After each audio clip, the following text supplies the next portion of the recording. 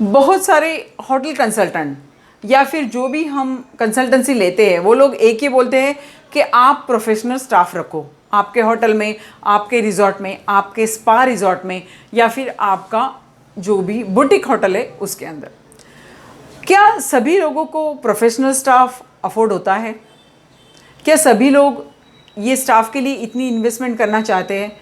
क्योंकि मैंने ऐसे देखा है जो छोटे रिजॉर्ट वाले हैं या छोटे रेस्टोरेंट वाले हैं, उन्हें ये सारी बातें पॉसिबल नहीं होती हैं, क्योंकि उनका बिजनेस भी नया होता है, ज़्यादा एक्सपीरियंस भी नहीं रहता है, लेकिन ज़्यादा इन्वेस्टमेंट करने की भी तैयारी नहीं रहती है। दूसरी, उनको अगर स्टाफ मिलता है रैंडमली कोई भी, तो वो ऐसे बोलते हैं, अरे तेरी पहचान क्या है क्या, प्लीज़ ज़रा भेज देना। सो इस तरीके से वो स्टाफ रख देते हैं, क्योंकि ज़्यादा इन्वेस्टमेंट उनको नहीं करनी है। तो जो भी प्रोफेशनल स्टाफ है उनको अफोर्ड नहीं कर सकते ये लोग, या फिर अनस्किल्ड स्टाफ है उनको टॉलरेट नहीं कर सकते। तो उसके बीच वाला रास्ता क्या है, क्या किया जाए इस चीज़ के लिए? तो मेरे पास सोल्यूशन है। माय डियर फ्रेंड, मैं हूँ Allegra Chhaya, hotel consultant, hospitality coach, hotel business expert and chef. आज हम लोग बात करेंगे अनस्किल्ड स्टाफ के लिए क्या कर सकते हैं। अगर आप अनस्किल्ड स्टाफ रखना चाहते हो तो उनकी ट्रेनिंग कैसी हो, किस तरह से वो प्रोफेशनल बन जाए और किस तरह से प्रोडक्टिव बन जाए। सो इसीलिए मैंने 5 पॉइंट मेरे बनवाए हैं। मेरे 5 पॉइंट है। तो मेरा पहला पॉइंट अभी शुरू होता है, वो है उन्हें ये बताना है कि ये सब क्यों करना है हमें, वाई हम लोग को ये सारी चीज़ें क्यों करनी है, क्यों मेंटेन करना है किचन, क्यों क्लीनिंग रखनी है, क्यों कस्टमर को स्माइल देते हुए वेलकम करना है, फ्रंट ऑफिस में क्या क्या काम होते हैं, किस तरह से करते हैं, और कॉन्फिडेंस कैसे बढ़ाया जाए, बिहेवियर कैसे हो, किचन में कैसे हो, किचन प्रोडक्शन कैसे हो, प्याज कैसी काटी जाए, या फिर पनीर के कितने पीसेस डाले जाए, मटन को कैसे सेफ रखा जाए, या फ्रिज में क्या क्या चीज़ें रखी जाए।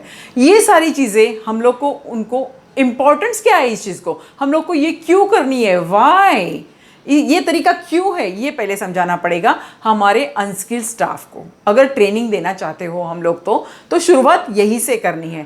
ट्रेनिंग बहुत ज़रूरी होती है हर एक चीज़ के लिए। अगर आप प्रोफेशनल भी स्टाफ रखते हो तो भी आपको ट्रेनिंग देनी पड़ती है, क्योंकि हमारा तरीका क्या है, हमारे रेस्टोरेंट का तरीका क्या है, क्या सिस्टम से ये रेस्टोरेंट चलता है, कितने दिनों से चल रहा है, उसकी थीम क्या है, उसकी स्पेशलिटी क्या है।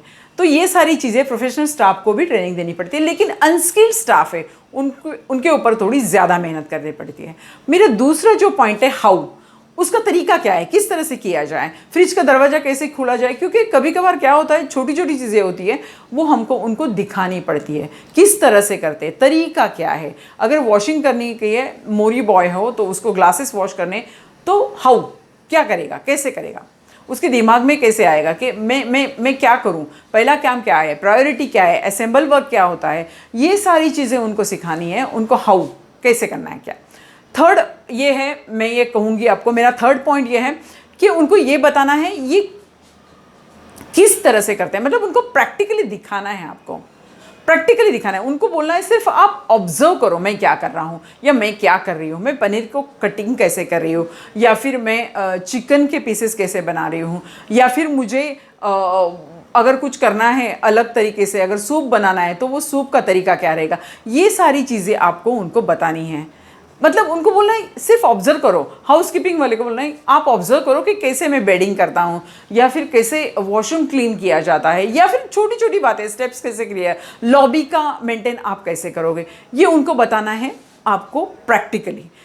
मेरा फोर्थ वाला स्टेप जो है वो उनको ये करना है कि उनको अपने साथ लेके करना है वो काम।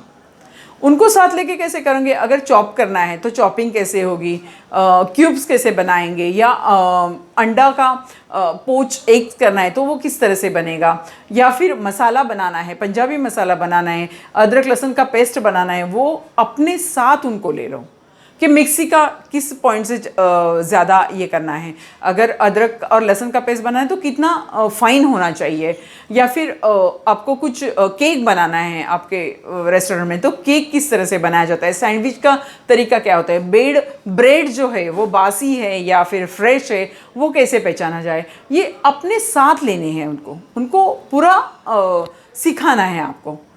और मेरा फिफ्थ पॉइंट रहेगा कि उनको इंडिविजुअली आप रिस्पॉन्सिबिलिटी दे दो अभी। और उनको अंडर ऑब्जर्वेशन 1 मंथ के लिए रखना है कि ये बंदा ठीक ठाक कर रहा है, क्लीनिंग अच्छी से हो रही है, स्टेप्स अच्छे से क्लीन कर रहा है, या फिर किचन में कुछ प्रॉब्लम तो नहीं हो रही है, या कस्टमर के साथ कैसे बिहेवियर है उसका, वो अच्छे चल रहा है, उसकी बॉडी लैंग्वेज क्या है, उसकी आंखों का जो कांटेक्ट होता है वो कैसे है, कस्टमर के साथ उसका बिहेवियर ठीक है या नहीं है, या थोड़ा झगड़ालू है या गुस्से वाला है। तो ये सारी चीज़ें आपको देखनी है और उसको इंडिविजुअली काम देना है। मैं ये चाहती हूँ अगर आप, क्योंकि मेरे पास ना बहुत सारे फ़ोन्स आते हैं और वो लोग बोलते हैं अगर इतनी सारी ट्रेनिंग दे दी, वो स्टाफ के ऊपर हम लोग ने इतनी सारी मेहनत करने के बाद अगर वो छोड़ के चला जाता है तो क्या करेंगे। तो मेरे पास इसका भी उपाय है, इसका भी सॉल्यूशन है। अगर आप चाहते हो कि कम पैसे में आपको ज़्यादा प्रोडक्टिव स्टाफ मिले या ज़्यादा प्रोडक्टिव स्टाफ आपका हो जाए, तो आपको नहीं चाहिए क्या? क्योंकि अगर प्रोफेशनल स्टाफ आप हायर करते हो, ऑब्वियसली उनका काम बहुत अच्छा रहेगा एंड उनका कॉन्फिडेंस लेवल भी बहुत हाई रहता है, लेकिन आपको बहुत सारी इन्वेस्टमेंट वो स्टाफ के अंदर आती है। अगर आप अनस्किल्ड स्टाफ लेते हो तो थोड़ी सी मेहनत आपको लेनी है, बस उनको ट्रेन करना है। तो ये मेरा सोल्यूशन है बढ़िया से, क्योंकि अभी 6 महीने के बाद अगर हमारी सारा काम शुरू हो रहा है तो क्यों नहीं ट्राई कर सकते हैं, हम लोग भी इस वे से जा सकते हैं।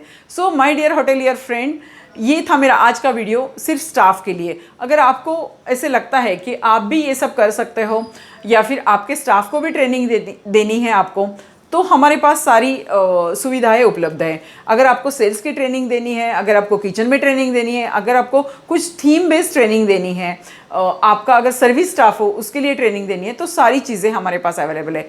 सो ये था मेरा आज का video and subscribe my channel. Thanks. Namaste.